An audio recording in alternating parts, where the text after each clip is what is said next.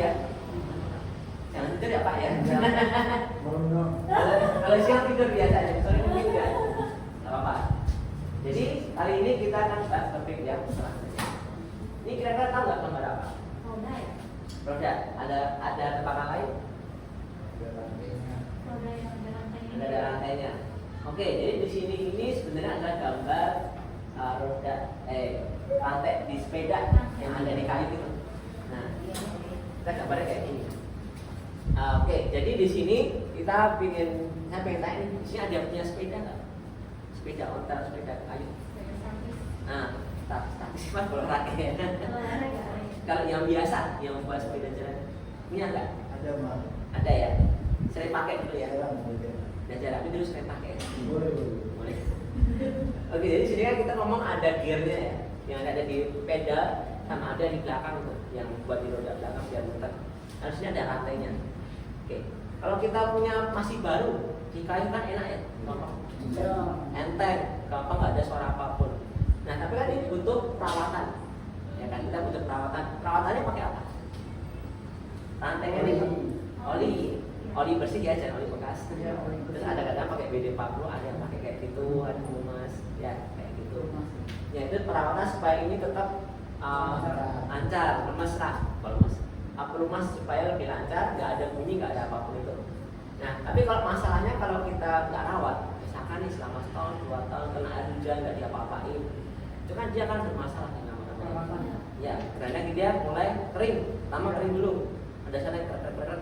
Lama-lama kalau dirawat lagi jadi berkarat, ya kan?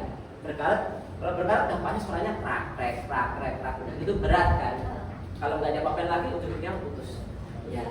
Terus ya, jadi ini sebenarnya sama kayak badan kita sih sebenarnya.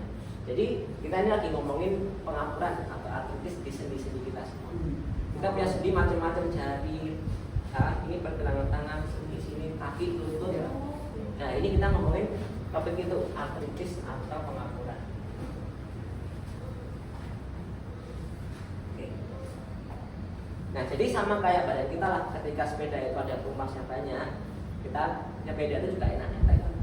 Nah, tapi kalau ini berkarat sama kayak badan kita juga. Kadang-kadang kita kalau jalan bergerak itu suka kan. Biasanya kalau udah berumur tuh biasanya kakinya nih biasanya di sini paling sering. Iya, itu paling sering. Ya, lihat bisa. Yang ada sini semua kena. Sini pun bisa kena.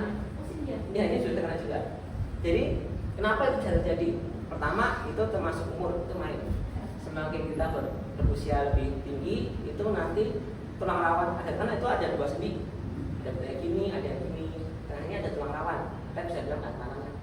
Nah ini semakin tua itu semakin kita susah untuk meregenerasi. Kalau masih muda namanya cepat, lebih gampang. Makin tua kita makin sulit. Itu faktor pertama. Yang kedua berat badan. Biasanya kalau yang lutut yang kena sini, ya obesitas biasanya. Apalagi dia suka olahraga lari yang keras dan capek gitu. Nah, dia impactnya besar tuh. Nah dia makin gampang tergerus tulang rawan ini, betul, terutama di kaki. Nah, lalu yang ketiga adalah seperti ini, darah yang kotor. Kenapa? Apa hubungannya sama darah yang kotor? Kita tahu darah kita mengalirkan nutrisi semua ke organ kita semuanya. Ada oksigen, ada hormon dan lain sebagainya.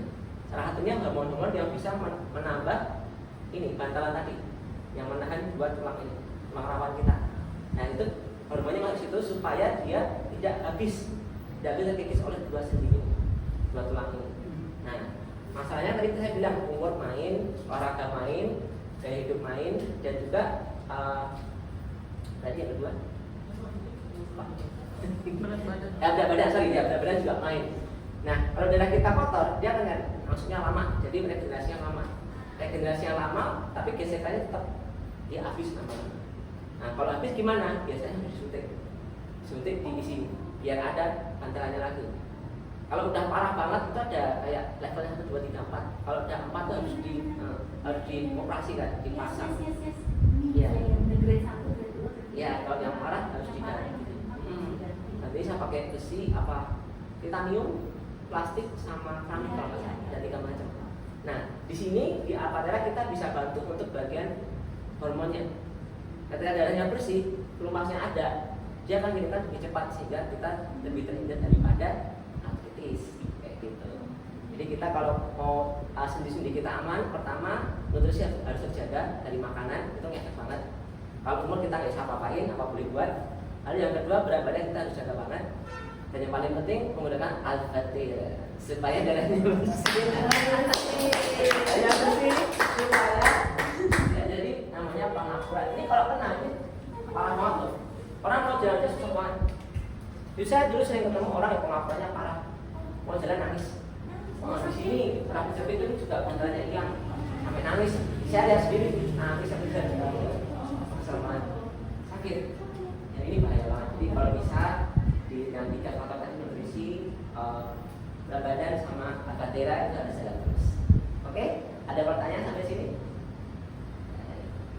Jadi nanti kita sini juga ada salah satu testimoni dari